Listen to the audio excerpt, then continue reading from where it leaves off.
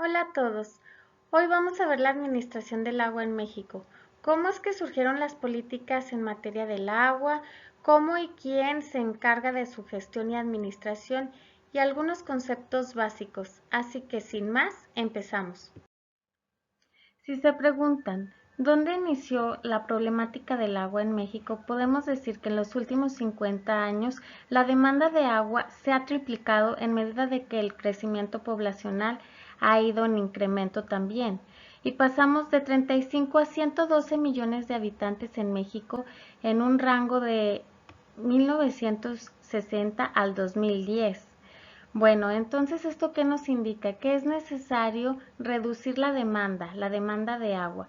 Actualmente se estiman que 9 millones de personas mexicanas no cuentan con agua potable.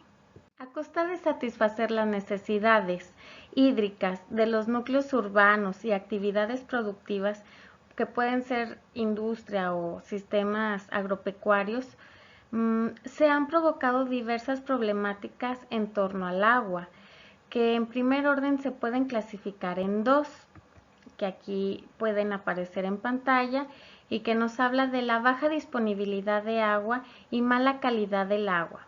Y a su vez también existen otras problemáticas serias en el agua presentes tales como la disminución de volumen, deterioro de la calidad, abatimiento de los mantos acuíferos, degradación de la cubierta vegetal, pérdida del suelo donde se genera este recurso y deterioro de los recursos naturales.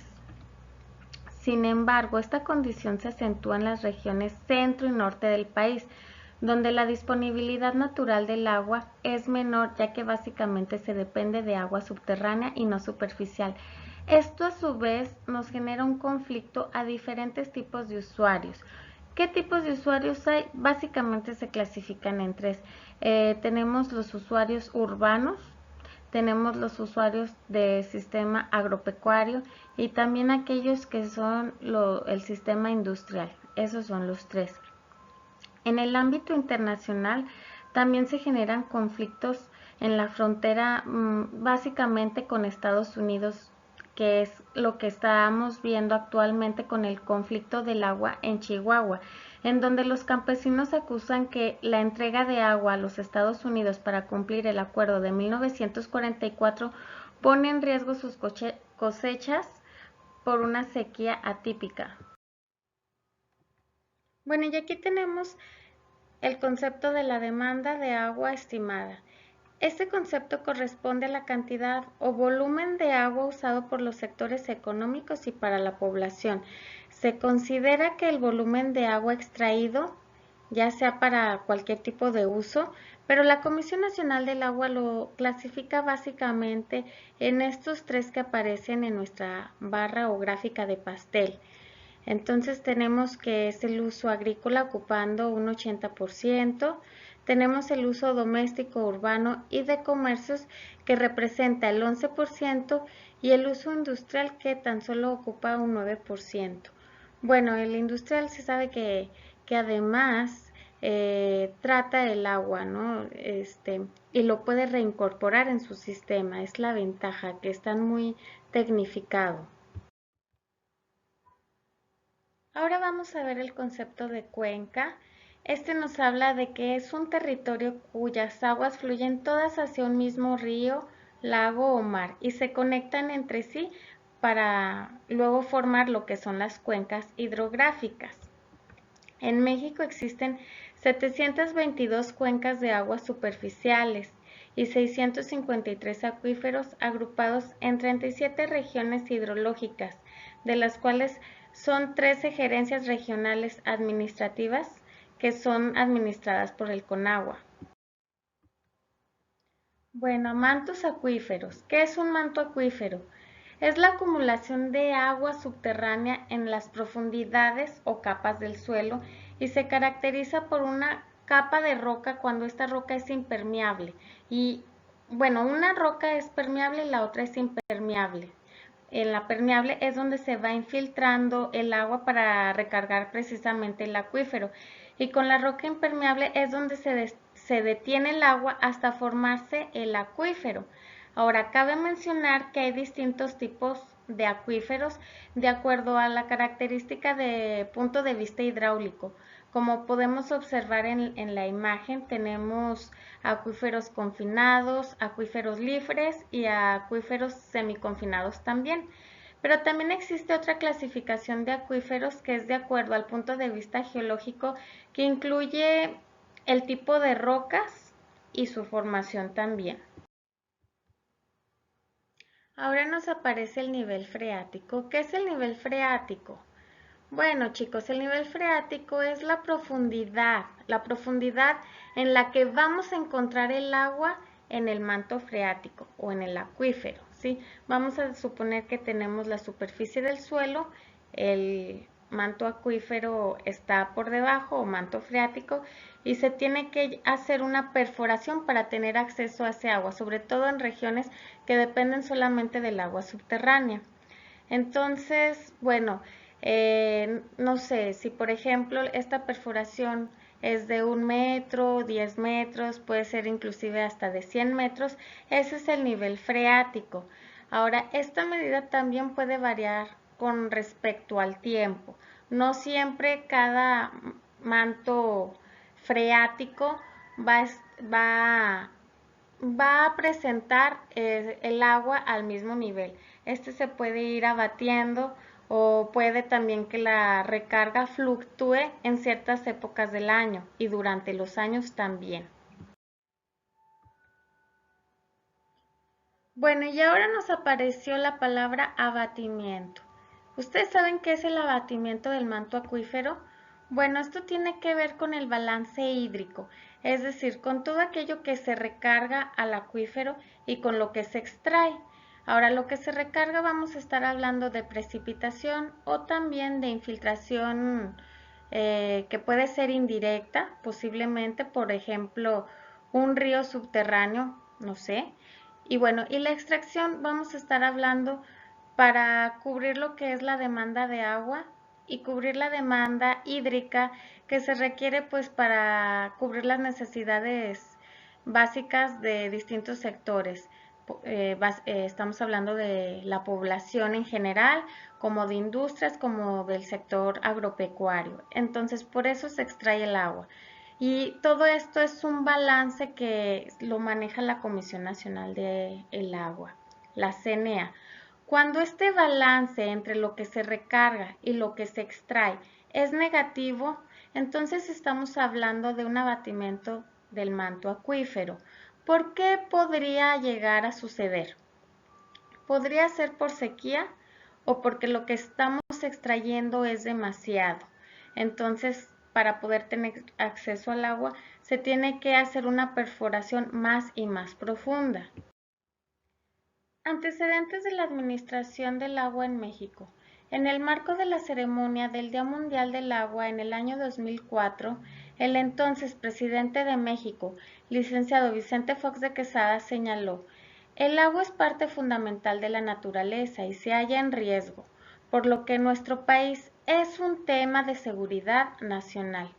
Esta declaración, que señala que el agua es un asunto de seguridad nacional, es en realidad el resultado de una serie de políticas que, bueno, que en este tema del agua se fueron emprendiendo y desglosando en el gobierno mexicano hacia finales de la década de los años 80 y que vamos a ir desglosando en una línea del tiempo cómo esto fue sucediendo. La administración del recurso hídrico estuvo en origen vinculado sobre todo al sector agropecuario porque básicamente el grosso poblacional del México de aquel entonces vivía en el sector rural. Estamos hablando de entre un 80%. Actualmente esas cifras se han invertido y bueno, ahora el sistema urbano ha tomado mucha fuerza y estamos hablando de que el 80% de la población mexicana vive en la mancha urbana, pero bueno, estamos hablando de los años 20, 30, 40 y previos de los años 50. Entonces aquí también tenemos un buen manejo de los ríos para actividades agrícolas.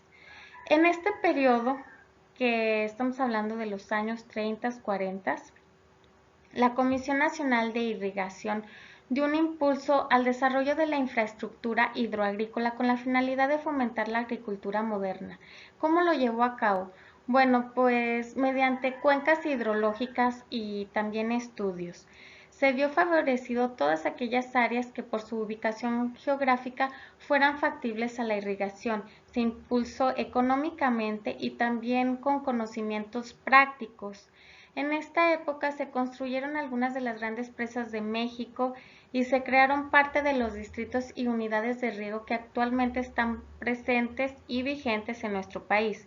Importantes ríos que por su ubicación alimentaban estos cultivos de riego y bueno, también se implementaron perímetros agrícolas que fueron representados para este fin. Se realizaron también en esta época una serie de estudios que definieron los principales cuencas hidrológicas de México y se instalaron estaciones hidrométricas con la finalidad de estudiar la variación de sus avenidas.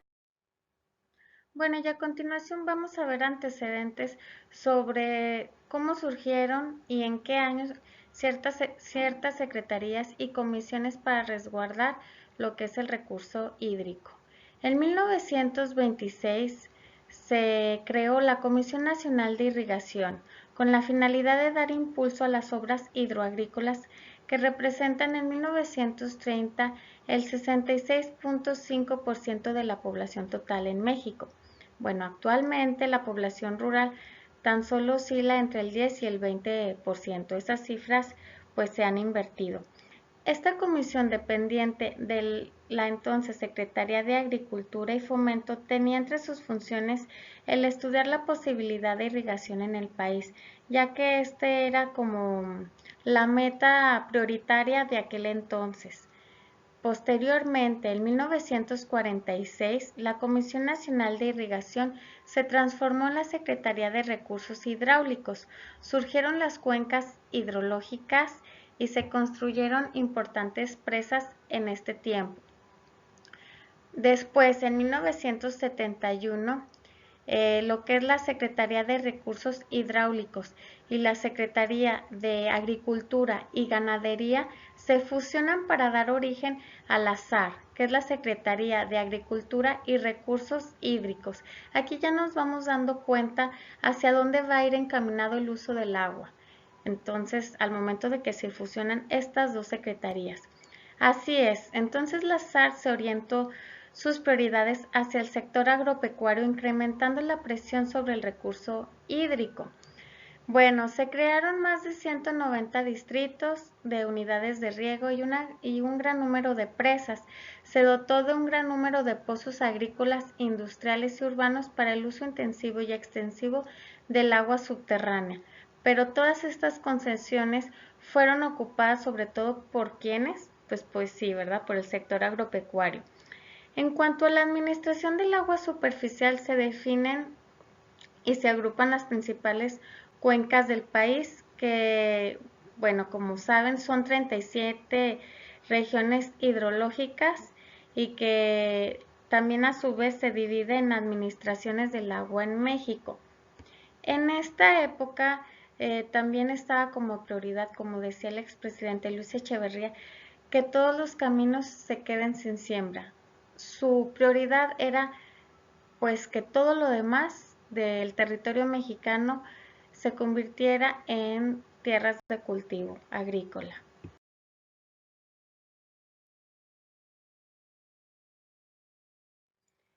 Bueno, cuando el agua estuvo a manos del azar, provocaron deterioro en la calidad del agua, degradación vegetal y también contaminación y degradación en los suelos. Esto provocaría un cambio sustancial en la política y en la administración del agua hacia finales de los años 80, como vemos aquí, que en 1989 se crea la Comisión Nacional del Agua con autonomía técnica y operativa y era un órgano desconcentrado del azar. Esto tenía el objetivo de quitar el agua a la ganadería y pasarla a manos del medio ambiente para que fuera un uso más responsable y más equilibrado también entre los distintos usos que se le podía dar al agua. También tenía la finalidad de equilibrar el balance porque había un balance negativo en aquella época y regular mediante la Secretaría de Recursos Hidráulicos el uso de las concesiones de pozos profundos en conjunto con la Comisión Nacional del Agua. Posteriormente, en 1992, se crea y se promulga la Ley de las Aguas Nacionales, la cual se reformó en el 2004. En 1994, la Semarnat, divide las 37 regiones hidrológicas que se agrupan en 13 regiones hidrológicas administrativas. Y en el 2001, en el país se dividió en 653 acuíferos o regiones hidrológicas que son sinónimos. Se ve también lo que es la problemática actual de los acuíferos. De estos 653 se estima que más de 100 están sobreexplotados, 16 están con intrusión marina y 32 salobres y salinos. A pesar de que actualmente se cuenta con un balance del agua renovable y positivo, la recarga anual de los acuíferos se estima en 80 kilómetros cúbicos con extracciones del orden de 30.1 kilómetros por año.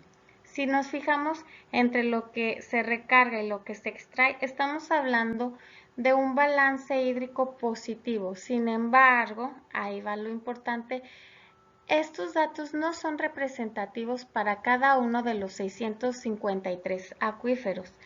En medidas de nuestro país sí tenemos un balance positivo, pero si ya lo localizamos, pues ahí ya no da los mismos resultados. Y haciendo hincapié en que el balance hídrico en nuestro país sea positivo, esto no refleja la condición particular de un gran número de acuíferos que se ubican en el centro y en el norte de nuestro país, donde en esta región el uso del agua básicamente proviene del agua subterránea. Entonces, pues la tasa de extracción siempre es más elevada y en estos sitios los volúmenes de recarga se encuentran muy por debajo de los volúmenes de extracción. Por eso en el 2002 se modifica la LAN, que es la Ley de las Aguas Nacionales, y se cambia por la Política de Administración del Agua, en la cual ya se van a hacer balances hidrológicos por acuífero. Se definieron acuíferos geográficos, que son los 653, y que también haya transparencia y que se publique en el DOF, que es el Diario Oficial de la Federación, donde se puede consultar. Y también aquí podemos ver un mapa de la situación de los acuíferos por región hidrológica administrativa con las coloraciones y algunas de las problemáticas que estos presentan. Aquí tenemos las 13 regiones administrativas también y los colores nos indican las problemáticas. Y en breve vamos a presentar una línea del tiempo en la cual se marcan las décadas que formaron parte de la política y la administración del agua en México y también ciertas comisiones y secretarías que surgieron y se crearon para la protección y para el uso también de este recurso. Aquí podemos ver que en 1926, cuando se crea la Comisión Nacional de Irrigación, también estaba a manos de la Secretaría de Agricultura y Recursos Hidráulicos, que básicamente lo que hacía es que toda el agua se ocupaba para este sector, para el sector agropecuario, dejando también otras áreas que necesitaban emerger, pues como en segundo término. Esto hasta que en 1988 pues se crea CONAGUA, Comisión Nacional del Agua. En la época de los años 60 y 80 se crea una serie de presas, tales como por ejemplo la presa Francisco Zarco en el norte y Lázaro Cárdenas. Y estas presas básicamente funcionaban también para el sector agrícola. Actualmente, la Comisión Nacional del Agua indica que toda el agua debe de ser represada para posteriormente sí poder ser utilizada, pero mediante las concesiones. En 1992 fue un año muy importante hablando internacionalmente de políticas medioambientales, porque es cuando estuvo la Convención Internacional de la Cumbre del Río y también es donde surgió conceptos muy importantes como es el de desarrollo sustentable, el cual nos indica que sí, que podemos usar los recursos naturales para cubrir las necesidades de las generaciones presentes siempre y cuando no se comprometan las necesidades de las generaciones futuras.